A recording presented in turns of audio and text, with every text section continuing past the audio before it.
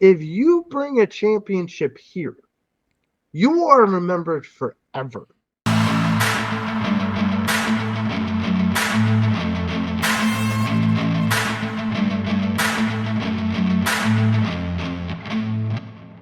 Hey, what's going on, everybody? Welcome in to a new show here on our very airways here on Stream Punk Entertainment and Hardcore Sports Network.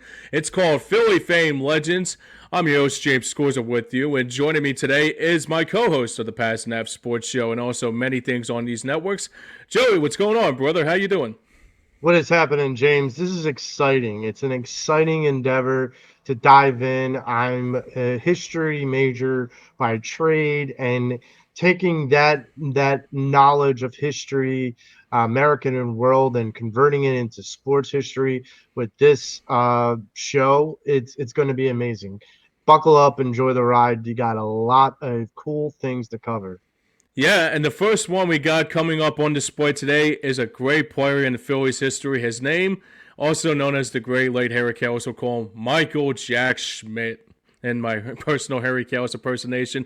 But Joe, I mean, the thing about what Mike Schmidt was is that probably maybe one of the best Phillies to ever live in Phillies history, obviously. But what sticks out to you about Mike Schmidt's illustrious career in the pinstripes? It's got to be his defense. I mean, the guy is a 10 plus gold glove winner at third base, which is considered the hot corner, which is one of the most difficult positions to play in the infield, probably even on the diamond.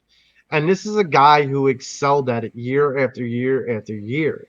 And this isn't a guy like Bryce Harper who has jumped into the majors early. He had to work his way up through the minors.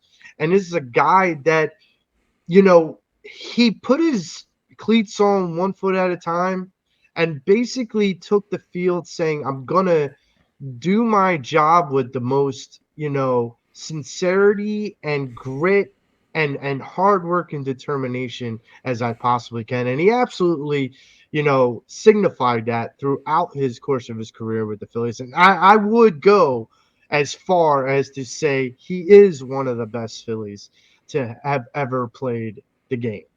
Yeah, and you know what's crazy too, Joe? When you think about his career, it wasn't early on. There was a lot of, I wouldn't say disappointment though, but the most disappointing about Michael Jackson's illustrious career, Michael Schmidt's career is that he continued to grind even though with all the negativity that he was dealt with Phillies fans.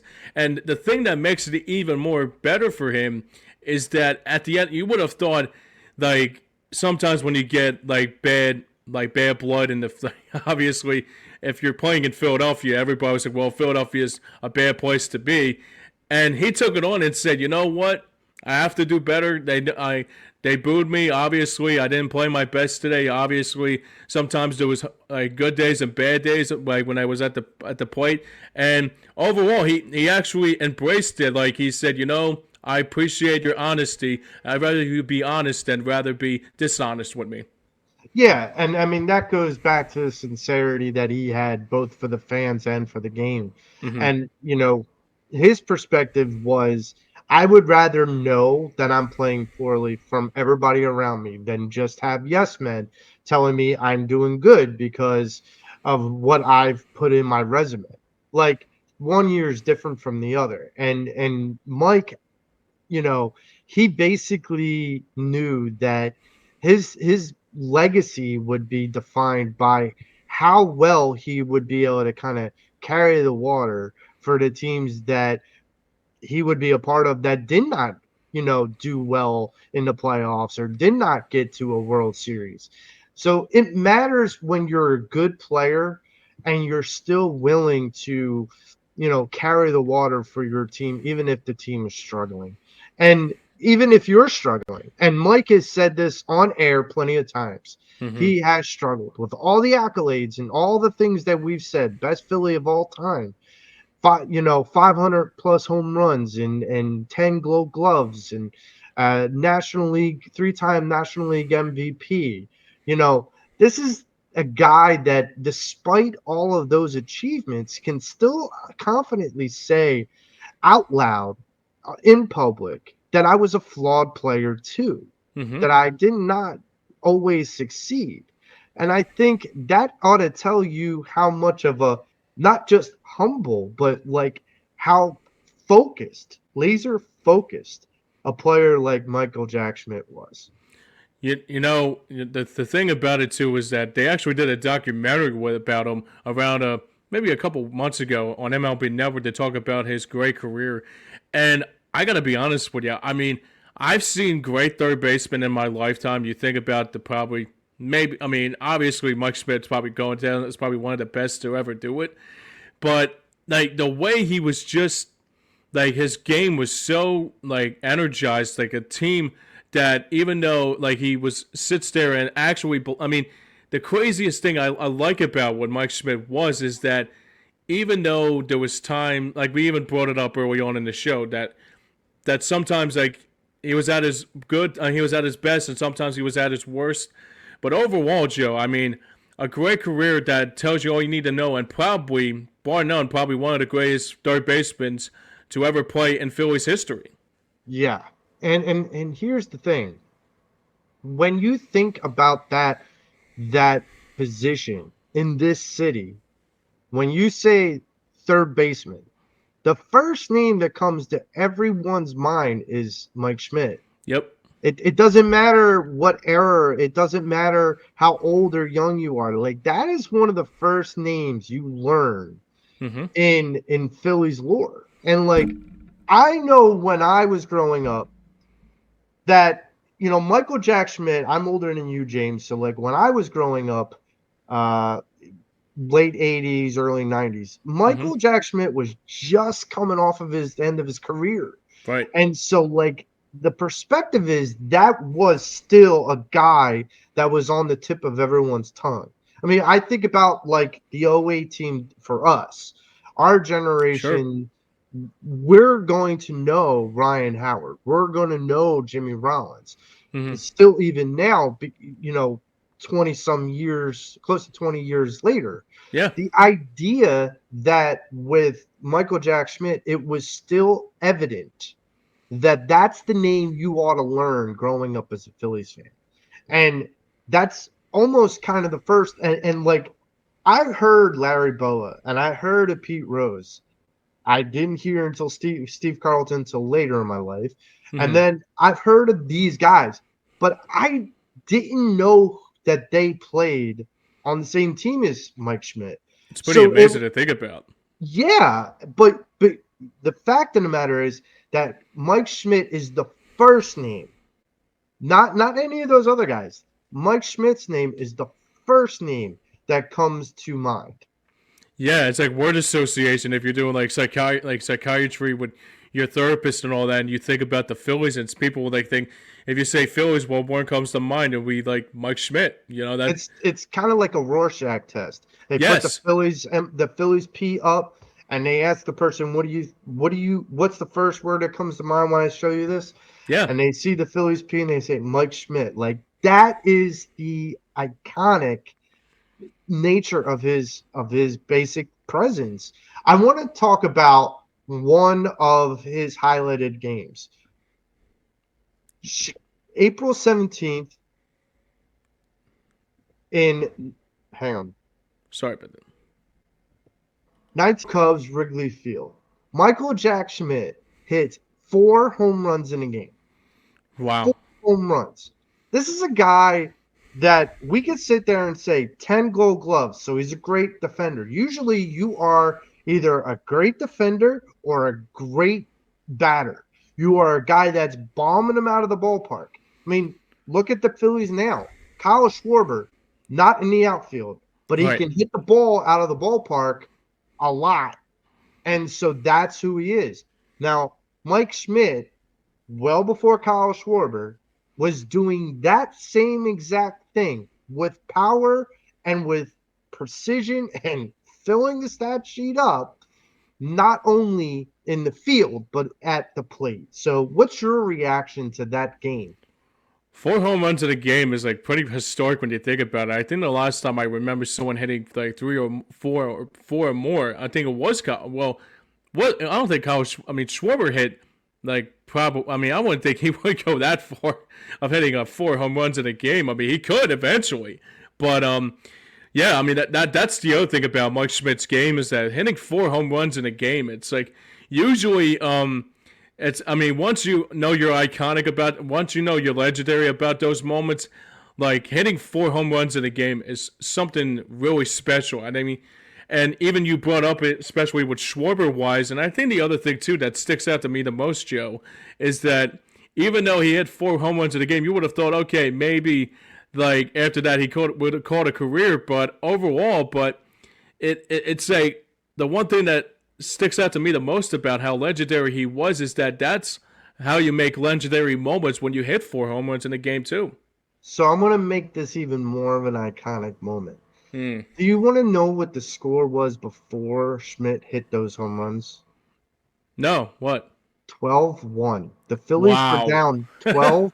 The Phillies were down 12-1 to the Cubbies. Oh my And god. he hit 4 home runs.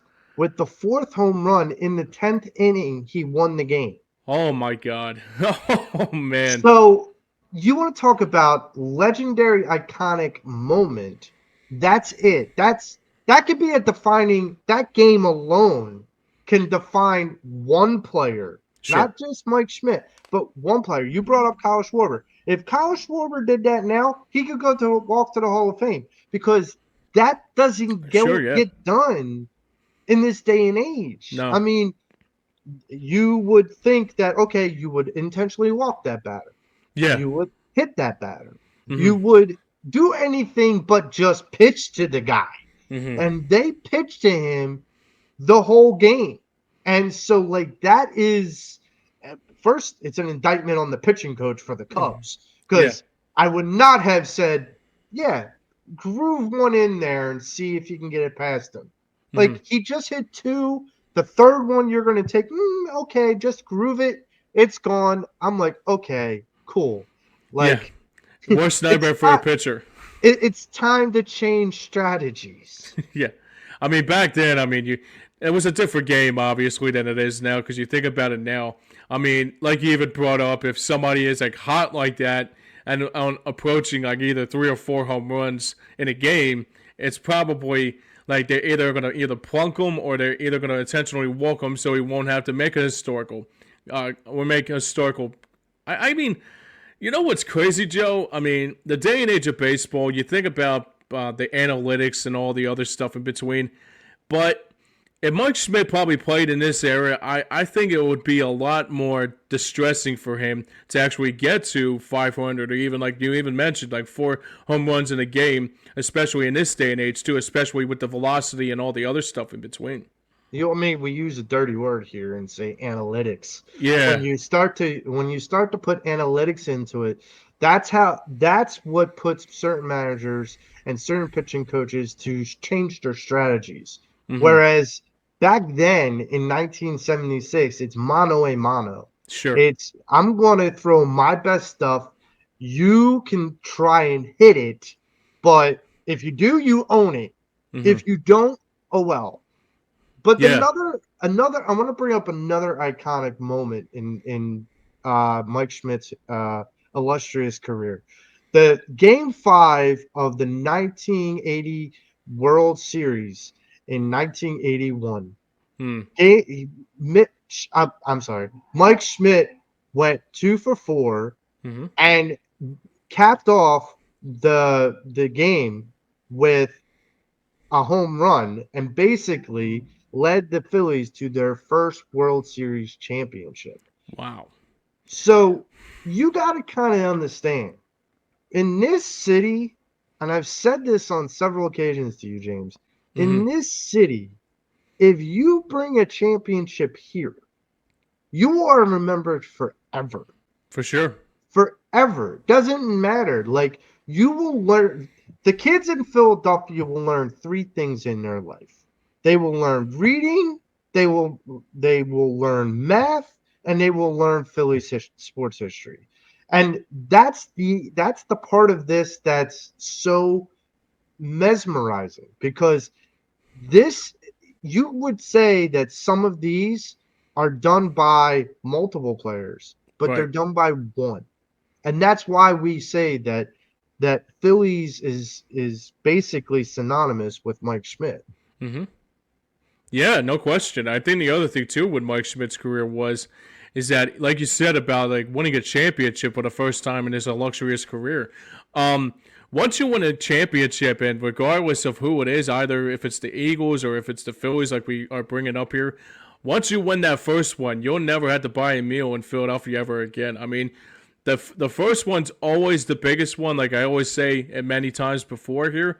But like Mike Schmidt winning that World Series trophy back in 1980 was probably one of the like defining moments, like you even brought up in his career too, Joe.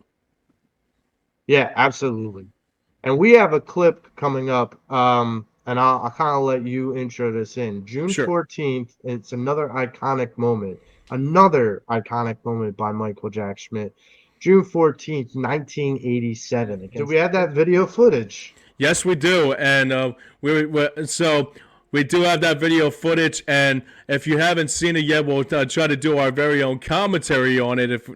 About it. So here it goes. So here's Michael Jack Schmidt looking to try to hit number 500 of his illustrious career.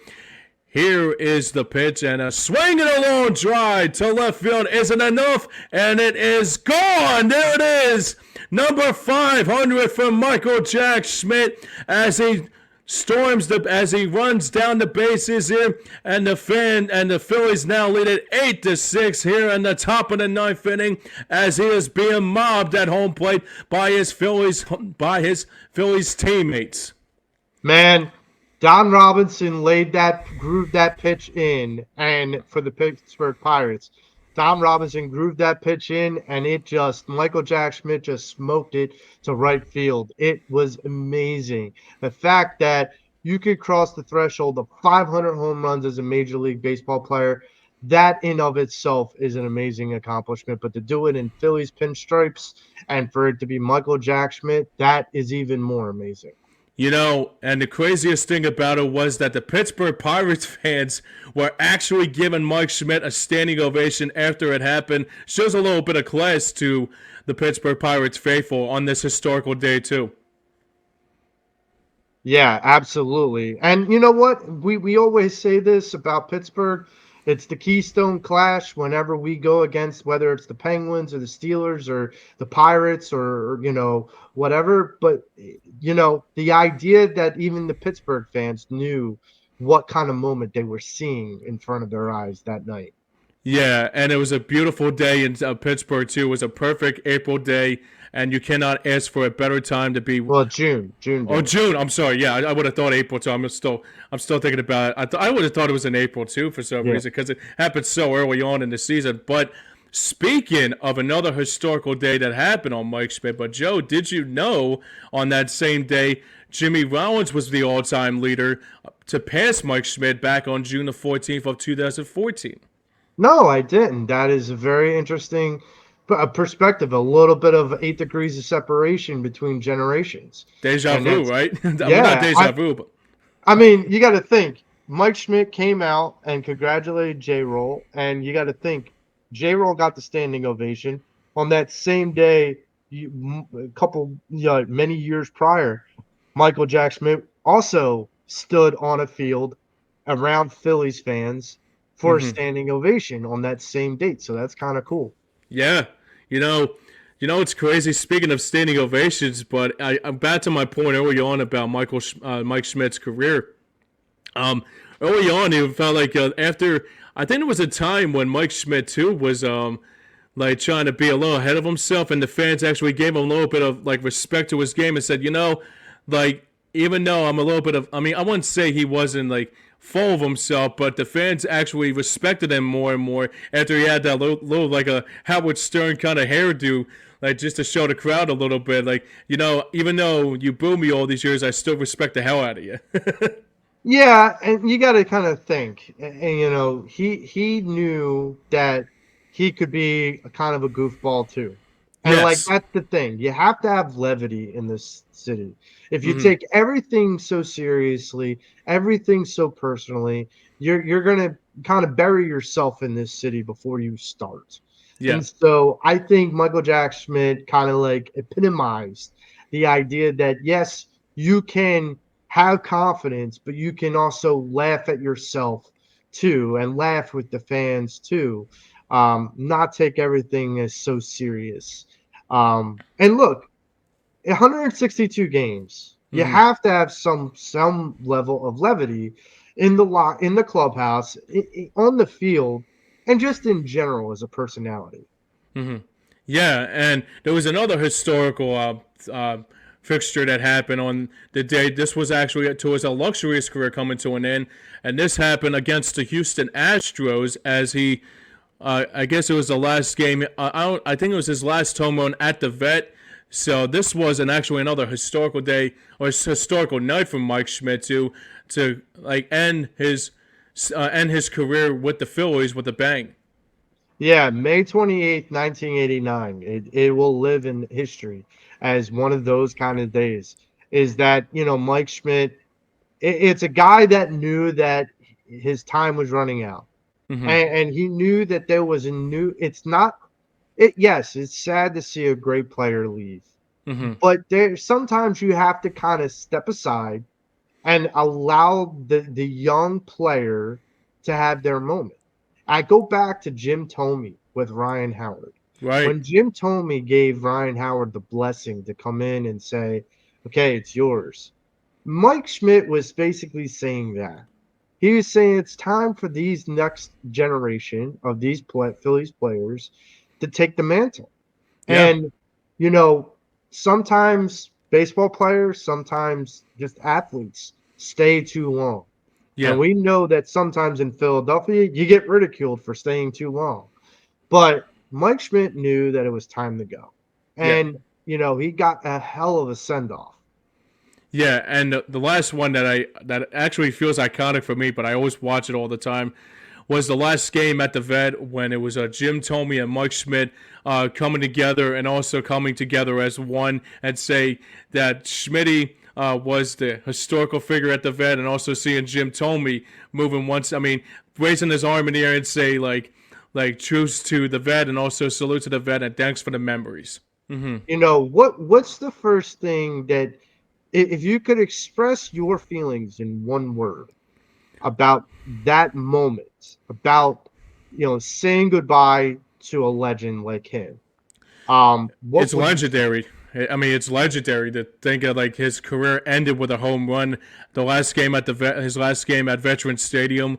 I mean, it would be like Bryce Harper going out, um, like if this was his last game in Phillies pinstripes and he hits a home run to win the game for the Phillies.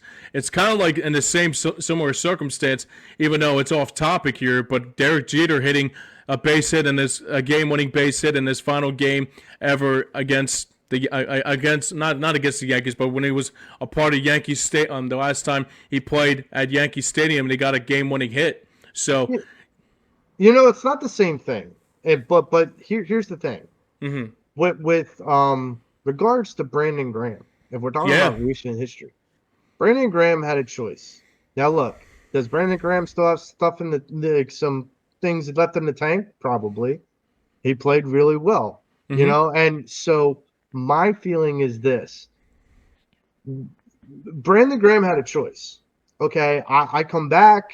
Maybe I'm not as healthy. Maybe I deal with another injury. Maybe I hurt the team. I don't want to do that. Dude, he won a Super Bowl, his second one. And this is a thing that like Amazing. most players think about when it's time to end their career. They want to go out on a note where they go out on their own terms. Mm-hmm. And I think Michael Jack Schmidt picked this date, picked this moment to say, I'm going to step aside because it's early enough in the season, and I'm going to let these kids take the mantle and grow together, not get in their way. Much like Brandon Graham is stepping aside and letting these young kids take the mantle and not get in their way. You know, there's Yeah. there's something to be said. If I had to kind of probably encompass this moment of Michael Jack Schmidt's career, it would be iconic Yeah. because he was an icon. There's Mm-hmm. differences in athletes in this town. And Michael Jack Schmidt will always be a Philadelphia sports icon.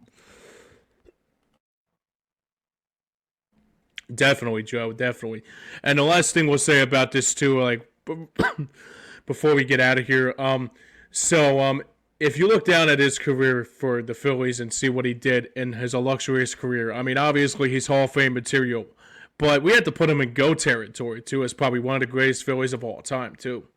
Well, I'll take it one step further. I would put him in GOAT territory for third baseman, all Yeah. time third baseman, because yeah, you could probably put a couple different people there, because you could haggle about Gold Gloves and Silver Sluggers and home runs, and I mean, this guy led the NL in home runs 8 seasons, Mm-hmm. and so like that is amazing. The Mm-hmm. idea that he led his team to a World Series, that is amazing. The fact that, and you said it earlier, that he hit 500 home runs in his career is amazing. It So really he is. didn't just do one thing. He was the total package. And you put him at third base, I'm telling you, you know, the I guess fantasy baseball team, all-time baseball team that I would build would start with Michael Jack Schmidt at third base. Definitely, definitely. Joe, we got anything left to add, or do we got, or we could wrap it up? We're going to wrap it up for our debut episode of Philly Fame Legends. Thanks for joining us. Before we let you go, please hit that like and subscribe button and make sure to join us again for Philly Fame Legends. We are going to have a lot of fun. We have so many things to profile in Philly sports history that it will not only tap into nostalgia, but it will tap into kind of informing you of things, little tidbits that you may not have known. We Hmm. hope that you've enjoyed this episode. And until next time, I'm Joe Marks. That's James Squirza. This has been Philly Fame Legends, and we are out.